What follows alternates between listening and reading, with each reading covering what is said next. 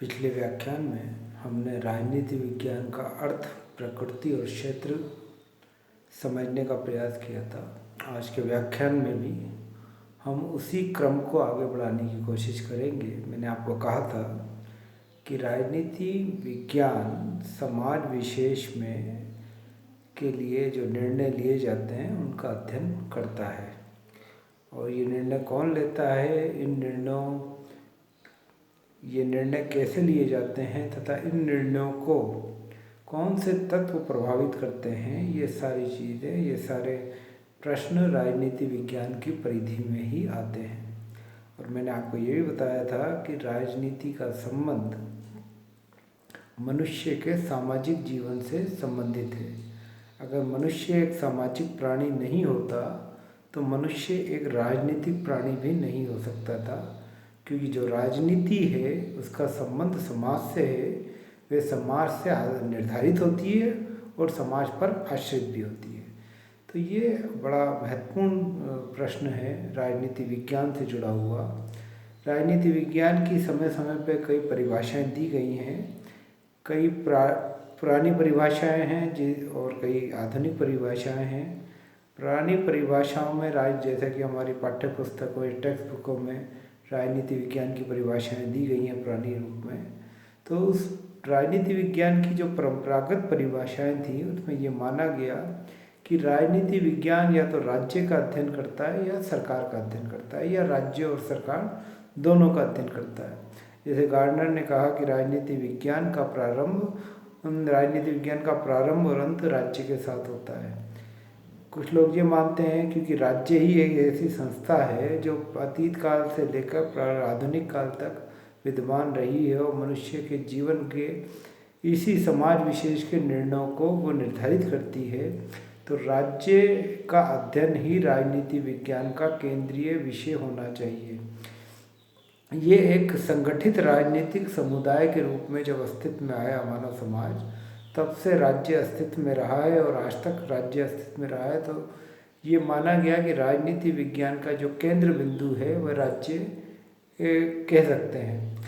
ये लेकिन ये परंपरागत परिभाषा है। दूसरा मत ये था कि राजनीति विज्ञान को, क्योंकि राज्य का अपने आप में अमूर्त संस्था है और राज्य को अंतोगतवा सरकारों द्वारा ही चलाया जाता है, तो राजनीति विज्ञान राज्य से ज़्यादा सरकारों का अध्ययन का विषय है। और यही वजह है कि ये माना गया कि राजनीति विज्ञान राज्य की अपेक्षा सरकार का अध्ययन करता है। और इसलिए राजनीति विज्ञान का जो केंद्रीय तत्व है वो सरकारों का अध्ययन बन जाता है। यही वजह है कि अरस्तु, जो जिसे हम राजनीति विज्ञान का पितामह कहते हैं, उन्होंने अपनी पुस्तक पॉलिटिक्स में 156 देशों के संविधानों का वर्गीकरण करके श्रेष्ठ शासन व्यवस्था या श्रेष्ठ सरकार कौन सी होती है उसके बारे में अपना मत प्रकट किया है। तो ये बात परंपरागत दृष्टिकोण में रही है कि राजनीति विज्ञान या तो राज्य का अध्ययन है या सरकार का अध्ययन है, या राज्य और सरकार दोनों का अध्ययन हो सकता है। परंतु आधुनिक दृष्टिकोण में जब हम राजनीति विज्ञान को एक नए रूप में देखते हैं, हम ये मानते हैं कि राजनीति विज्ञान की ये जो परिभाषाएं हैं वे पुरानी पड़ चुकी हैं और एक आधुनिक परिभाषा की खोज हमें करनी होगी जिससे हम राजनीति विज्ञान की सही व्याख्या कर पाएँ। तो इसी संदर्भ में सबसे महत्वपूर्ण परिभाषा आधुनिक युग की डेविड ईस्टन द्वारा की गई है, जिसके अनुसार राजनीति विज्ञान समाज में मूल्यों के आधिकारिक वितरण का अध्ययन है। डेविड ईस्टन ये बात कह रहे हैं कि राजनीति विज्ञान क्या है, समाज में मूल्यों के आधिकारिक वितरण का अध्ययन है।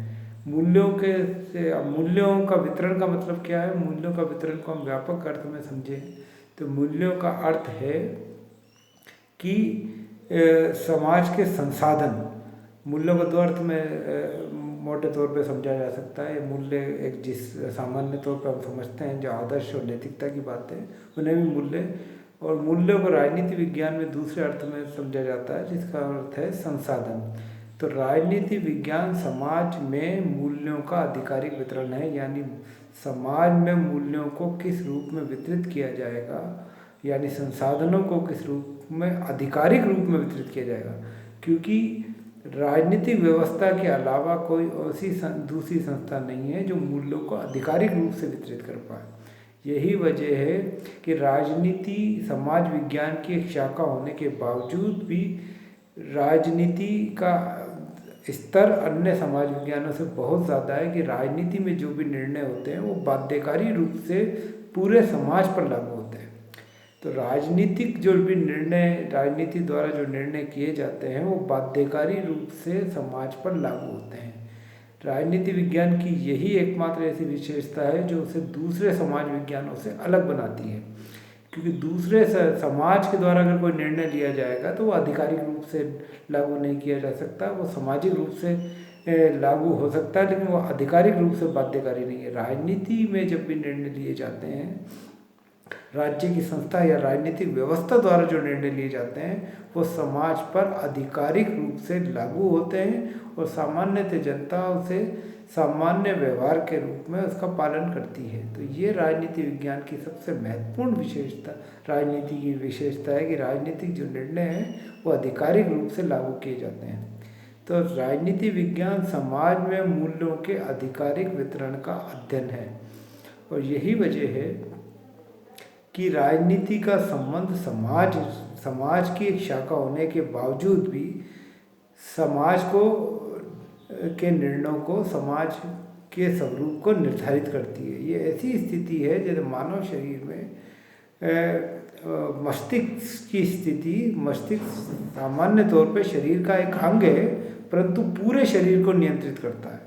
यही स्थिति राजनीति विज्ञान की है कि राजनीति विज्ञान समाज विज्ञान की एक शाखा है या राजनीति समाज का एक अंग है, परंतु एक अंग होने के बावजूद भी राजनीति संपूर्ण समाज को नियंत्रित करता है। राजनीति विज्ञान समाज विज्ञान को निर्धारित करता है। तो यही वजह है कि इसकी अगर हम तुलना जीव शास्त्रीय दृष्टिकोण से मानव के रूप में करें तो राजनीति का संबंध राजनीति की तुलना मानव शरीर के मस्तिष्क से की जा सकती है कि मस्तिष्क शरीर का एक अंग है परंतु वह संपूर्ण शरीर को नियंत्रित रखता है। यही दृष्टिकोण राजनीति पर भी लागू होता है। यही वजह है कि राजनीति विज्ञान दूसरे समाज विज्ञानों की तुलना में ज़्यादा महत्वपूर्ण है। यही वजह है कि अरस्तु ने राजनीति विज्ञान को सर्वोच्च विज्ञान की संज्ञा दी है, क्योंकि राजनीति विज्ञान दूसरे अन्य विज्ञानों की तुलना में जो कार्य करता है, राजनीति दूसरे समाज विज्ञानों की क्रियाओं की तुलना में जो कार्य करती है वो ज़्यादा महत्वपूर्ण है। यही वजह है कि राजनीति विज्ञान दूसरे समाज विज्ञानों के तुलना में ज़्यादा महत्वपूर्ण बन जाता है, क्योंकि ये आधिकारिक वितरण करता है, उसे मूल्यों या संसाधनों के वितरण का एक आधिकारिक या सत्तात्मक अधिकार उसे मिला हुआ होता है। तो राजनीति विज्ञान की आधुनिक परिभाषा है जो व्यापक रूप में स्वीकार की गई है। राजनीति विज्ञान के संदर्भ में एक और बात जो समझनी चाहिए कि राजनीति विज्ञान क्योंकि दूसरे समाज विज्ञानों पर समाज पर आश्रित है और समाज से निर्धारित भी होता है और समाज को निर्धारित भी करता है, तो इस रूप में राजनीति का संबंध राजनीति विज्ञान का संबंध एक विषय के रूप में दूसरे समाज विज्ञानों से भी है। और इसी दृष्टिकोण को हम आज के आधुनिक युग में अंतर अनुशासनात्मक दृष्टिकोण या इंटरडिसिप्लिनरी दृष्टिकोण या अप्रोच कहते हैं, जिसका मतलब ये है कि राजनीति का जो संबंध है वह दूसरे या विभिन्न विषयों का आपसी संबंध ज़्यादा जटिल है और उसे समझना और एक विषय को समझने के लिए दूसरे अन्य विषयों की भी आवश्यकता हो सकती है। तो इसी वजह से क्योंकि राजनीति समाज में ही रहकर की जाती है तो इसी और इस पर अर्थशास्त्र अर्थव्यवस्था इतिहास भी प्रभाव डालते हैं, तो इस रूप में राजनीति विज्ञान का बड़ा गहरा संबंध समाजशास्त्र, इतिहास, अर्थशास्त्र और मनोविज्ञान जैसे विषयों से है। समाजशास्त्र के संदर्भ में मैं आपको व्याख्या कर ही चुका हूँ कि समाजशास्त्र क्योंकि राजनीति समाज में रहकर ही की जा सकती है, समाज द्वारा निर्धारित होती है, उस पर आश्रित होती है और यहाँ तक कि राजनीति समाज को नियंत्रित करती है, निर्धारित करती है। तो इस रूप में राजनीति विज्ञान और समाजशास्त्र का बड़ा गहरा संबंध है। इतिहास और राजनीति विज्ञान का भी बड़ा गहरा संबंध है, क्योंकि यहाँ इतिहास पुरानी राजनीति है और राजनीति आधुनिक इतिहास है।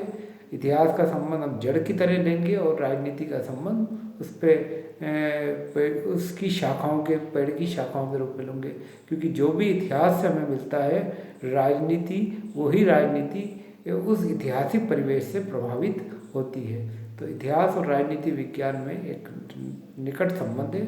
इसी तरह इतिहास और अर्थशास्त्र में भी एक, राजनीति विज्ञान और अर्थशास्त्र में भी एक निकट संबंध है, क्योंकि समाज में उत्पादन और वितरण के जो साधन हैं, वे उत्पादन और वितरण का जो साधन है और वे किस तरह निर्धारित होंगे, उनके बारे में क्या निर्णय लिया जाएगा, ये सब राजनीति द्वारा ही निर्धारित किए जाते हैं। तो ये राजनीति अर्थशास्त्र से प्रभावित भी होती है और राजनीति अर्थशास्त्र को प्रभावित भी करती है। तो इस रूप में राजनीति विज्ञान और अर्थशास्त्र का भी एक गहरा संबंध है।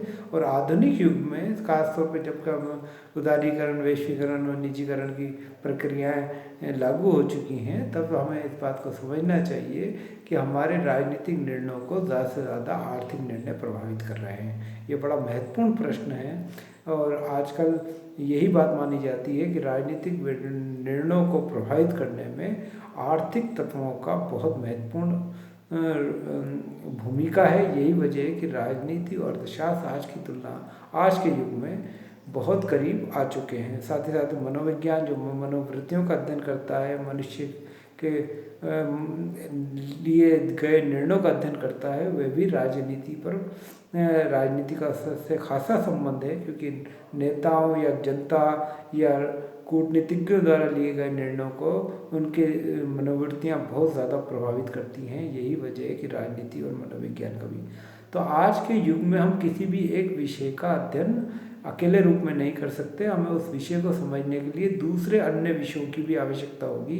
और इसी दृष्टिकोण को हम अंतरअनुशासनात्मक दृष्टिकोण या इंटरडिसिप्लिनरी अप्रोच कहते हैं, कि अगर हमें राजनीति विज्ञान को समझना है तो साथ साथ अर्थशास्त्र, समाजशास्त्र, मनोविज्ञान, इतिहास को भी समझना होगा। और साथ साथ दूसरे अन्य ऐसे विषय हैं जिसको हम सामान्यतः ये मानते हैं कि राजनीति विज्ञान का उनसे कोई महत्वपूर्ण संबंध नहीं है, परंतु उन विषयों का भी अध्ययन आवश्यक हो सकता है राजनीति विज्ञान को समझने के लिए। तो इस रूप में हमें ये मानना चाहिए कि आधुनिक युग में हम किसी एक विषय का अध्ययन के लिए दूसरे विषयों से अगर कोई सहायक सामग्री भी मिल रही है तो हम उसका प्रयोग में लाते हैं, ताकि उस विषय के बारे में हमारी समझ और अधिक रूप से बढ़े। अब राजनीति विज्ञान के विषय क्षेत्र के बारे में 1948 में संयुक्त राष्ट्र संघ में के यूनेस्को में एक राजनीति विज्ञान के वैज्ञानिकों का एक सम्मेलन हुआ था, जिसमें इस बात पर निर्णय लिया गया कि राजनीति विज्ञान का क्षेत्र क्या माना जाए। तो जो मोटी मोटी बातें निकल के आई, उन्होंने कहा कि भाई राजनीति विज्ञान में 4 चीज़ें सम्मिलित होनी चाहिए। कि एक तो राजनीतिक सिद्धांत, यानी किसी भी विषय के जो सिद्धांत होते हैं वो बड़ा महत्वपूर्ण होता है। इसी रूप में राजनीति के बारे में भी सिद्धांत, राजनीति विज्ञान के भी सिद्धांतों का अध्ययन राजनीति विज्ञान में होना चाहिए।